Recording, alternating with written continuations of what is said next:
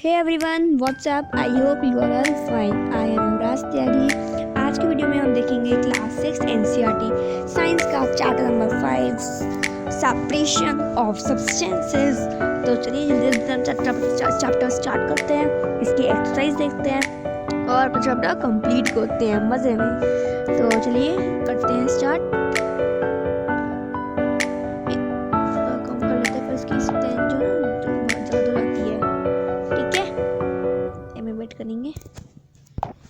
Now it's fine, I hope. Yes. In our daily life, there are many instances when we notice a substance being separated from a mixture of materials. Steel is separated from the liquid with a strainer by preparing tea. हम अपनी daily life में चीज़ों को substances को separated करते हैं। जैसे हम चावल भिगोते हैं जब, तो उसमें हम जो पानी डालते हैं किसी का, उसका प्रोसेस पता है ना। तो वो क्या होता है, वो उसके तो सारे दाने खराब चीज़ें होती है वो ऊपर को आ जाती हैं। तो उससे क्या होता है, वो हमारा सेपरेशन हो जाता है। जैसे हम चाय बनाते हैं, चाय पत्ती को हम क्या सेपरेट करते हैं, किससे सेपरेट करते हैं, शीने से सेपरेट करते हैं, है ना, जब हम चाय बनाते हैं। तो ग्रेन्स चॉक से सेपरेट होते हैं, मिल्क और कर्ड चांड होते हैं बटर के लिए, बटर से सेपरेट करने के लिए। और gin cotton to separate seed भी हमने चैप्टर 3 में देखा था कि हम कॉटन को गिनिंग करते हैं सीड्स को सेपरेट करने के लिए, वो भी सेपरेशन है। ये सारे चैप्टर एक दूसरे से कॉम्बिनेशन के जुड़े हुए हैं।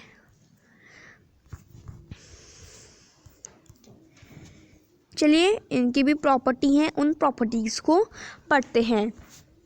तो यहाँ पे क्या दे रखा है, हैंड पिकिंग का। अगर जैसे मान लीजिए, देखिए यहाँ पर जैसे चावल निकालना है मेथड ऑफ सेपरेशन का, तो फर्स्ट है हमारा हैंड पिकिंग।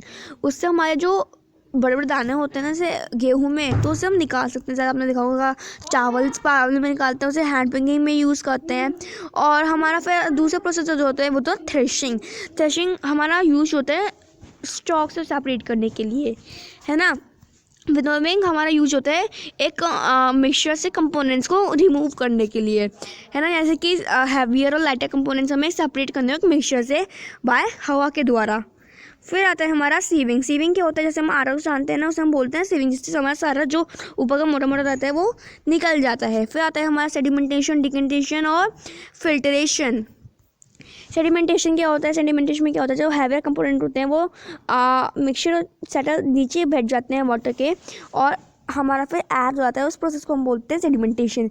डिकेंटेशन क्या होता है, जो हमारा प्रोसेस होता है, जो हमारा जो वाटर होता है जब वो डस्ट के साथ निकल जाता है, उसे हम बोलते हैं डिकेंटेशन। फिल्ट्रेशन तो अभी बताया था, जो चाय के साथ हमारा मिक्सचर होता है उसे हम बोलते हैं फिल्टरेशन।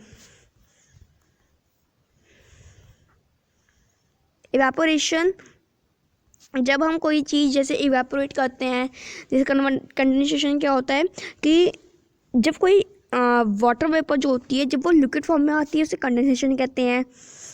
वो हम चैप्टर 14 में पढ़ेंगे, जिसका नाम है वाटर। इवेपोरेशन, जब कोई चीज़ भाप में यानी स्टीम में बन जाती है उसे हम बोलते हैं वाटर वेपर। ठीक है।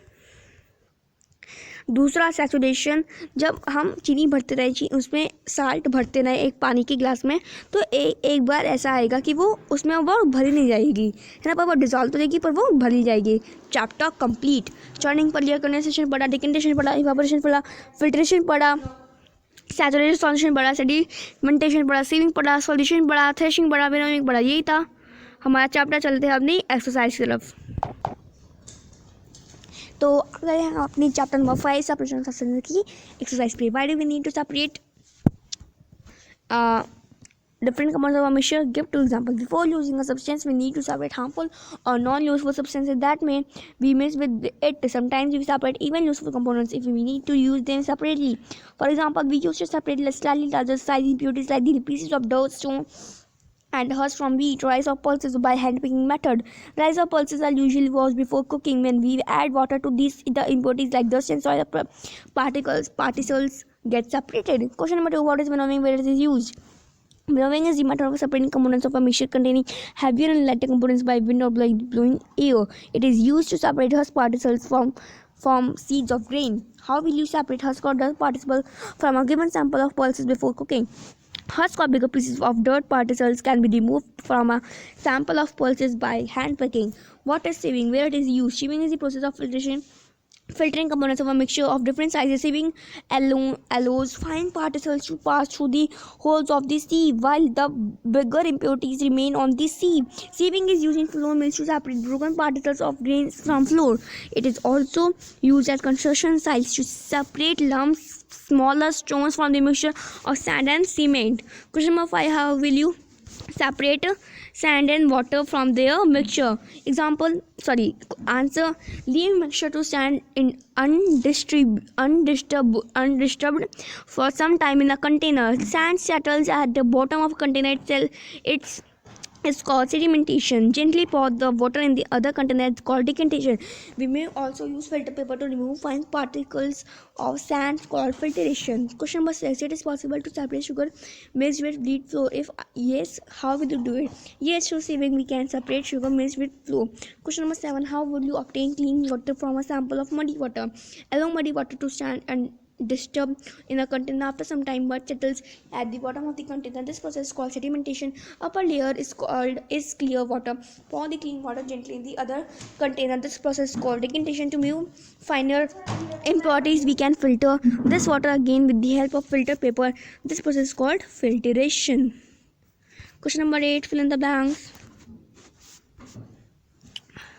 A mixture of milk and water can be separated. This method of separating seeds of paddy from stalks is called threshing.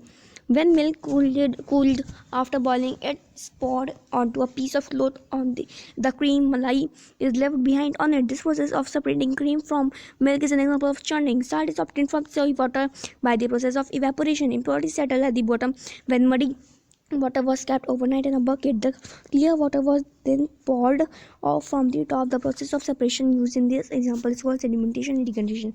Question number 9. True, false. A mixture of milk and water can be separated by filtration. False. A mixture of powdered salt and sugar can be separated by the process of winnowing.